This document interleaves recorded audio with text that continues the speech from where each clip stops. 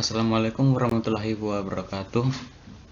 Perkenalkan, nama saya David Antonio Tandiayu dengan NIM D0212211108. Pada kesempatan ini saya akan mempresentasikan materi sebagai bahan penilaian untuk UTS mata kuliah Bahasa Indonesia.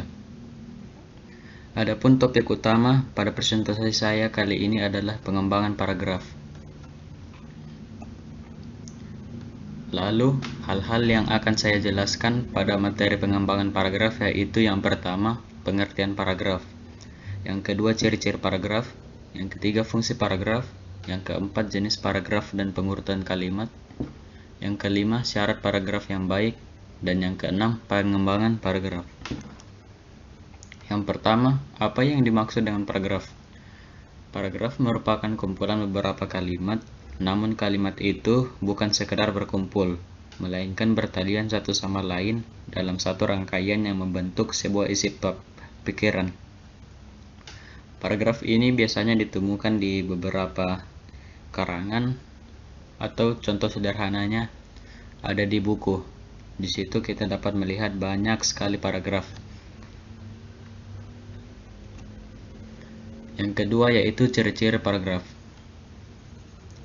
Ciri-ciri paragraf terbagi menjadi 4, yaitu yang pertama, kalimat pertama pada paragraf bertakuk ke dalam 5-7 ketukan spasi untuk jenis karangan biasa.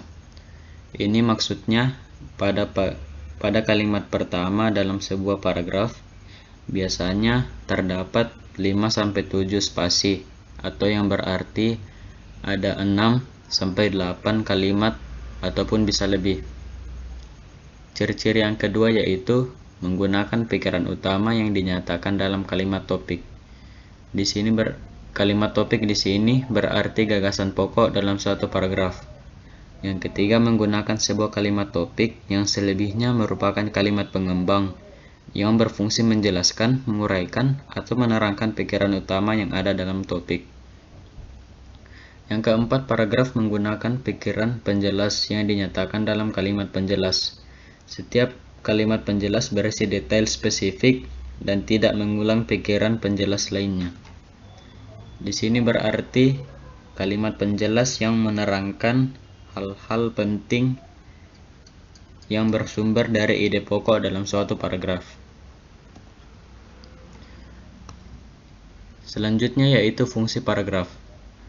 Fungsi paragraf yang pertama yaitu untuk menjelaskan keseluruhan ide-ide pokok dengan mudah, logis, dan sistematis. Yang kedua yaitu untuk menandai pergantian gagasan baru. Jika karangan tersebut memiliki lebih dari satu gagasan utama, berarti dalam satu karangan, masing-masing paragrafnya dapat memiliki gagasan-gagasan yang berbeda atau ide pokok yang berbeda. Yang ketiga yaitu untuk memudahkan pengendalian variabel jika karangan berisi lebih dari satu variabel. Yang keempat yaitu untuk membantu pembaca memahami gagasan utama dalam sebuah karangan. Dalam sebuah karangan, kalimat atau paragraf pertamanya biasa merupakan pendahuluan dan yang di akhir merupakan biasanya kesimpulan.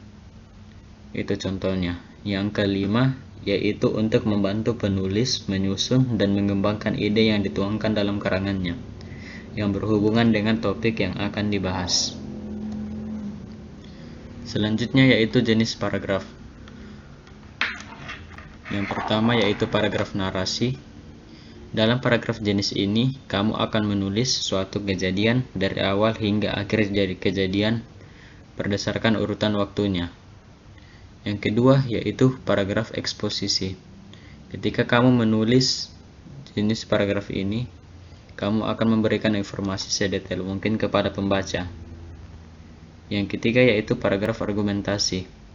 Paragraf yang bertujuan untuk meyakinkan orang lain bahwa ide, gagasan, dan pendapat yang dipaparkan adalah benar adanya dan terbukti nyata. Selanjutnya yaitu paragraf persuasi. Tujuannya yaitu untuk membujuk orang lain melakukan sesuai yang diinginkan penulis. Selanjutnya yaitu pengurutan kalimat utama. Pengurutan kalimat utama terbagi menjadi dua, yaitu pertama, urutan logis. yaitu urutan yang menyebutkan hal-hal dahulu, hal-hal khusus atau sebaliknya. Yang kedua yaitu Venus, yaitu urutan kejadian menurut waktu, peristiwa yang digambarkan dalam paragraf diurut menurut tingkat perkembangannya dari waktu ke waktu. Selanjutnya yaitu syarat agar paragraf menjadi paragraf yang baik. Syarat pertama yaitu kesatuan. Sebuah paragraf hanya mengandung satu gagasan utama yang diikuti oleh beberapa gagasan pengembang atau penjelas.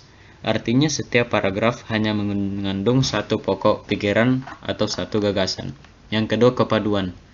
Agar sebuah paragraf padu dan baik ditulisnya, meliputi penggantian, pengulangan, dan penghubung antar kalimat.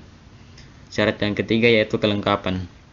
Sebuah paragraf dikatakan lengkap apabila berisi kalimat-kalimat penjelas yang cukup untuk menunjang kejelasan kalimat topik. Selanjutnya yaitu teknik pengembangan paragraf. Pertama, secara ilmiah. Metode pengembangan paragraf dengan mengembangkan pokok pikiran secara kronologis atau urutan waktu maupun urutan ruang. Yang kedua yaitu pengembangan secara klimaks dan anti klimaks, yaitu paragraf yang dikembangkan dari gagasan atau tema kurang penting dan berangsur-angsur menuju tema atau gagasan yang dianggap tinggi dan penting. Yang ketiga yaitu pengembangan secara umum ke khusus dan khusus ke umum, yaitu jenis paragraf yang dikembangkan dari gagasan umum yang setelahnya diikuti dengan gagasan-gagasan penjelas.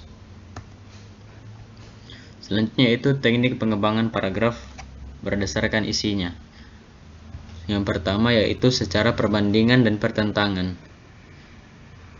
Teknik ini merupakan teknik pengembangan paragraf dengan cara membandingkan satu hal dengan yang lain menjadi objek pembahasan dalam sebuah paragraf. Yang kedua, teknik secara analogi, yaitu pengembangan paragraf secara analogi dilakukan dengan cara membandingkan dua atau lebih objek yang dianggap memiliki kemiripan atau kesamaan untuk kemudian diambil kesimpulannya. Teknik yang terakhir yaitu dengan contoh-contoh. Teknik ini melakukan pengembangan paragraf dengan memaparkan sebuah ide pokok melalui contoh-contoh konkret yang bisa memperjelas ide pokok tersebut. Sekian dari materi dari saya kali ini. Atas kekurangannya mohon dimaafkan. Sekian dan terima kasih.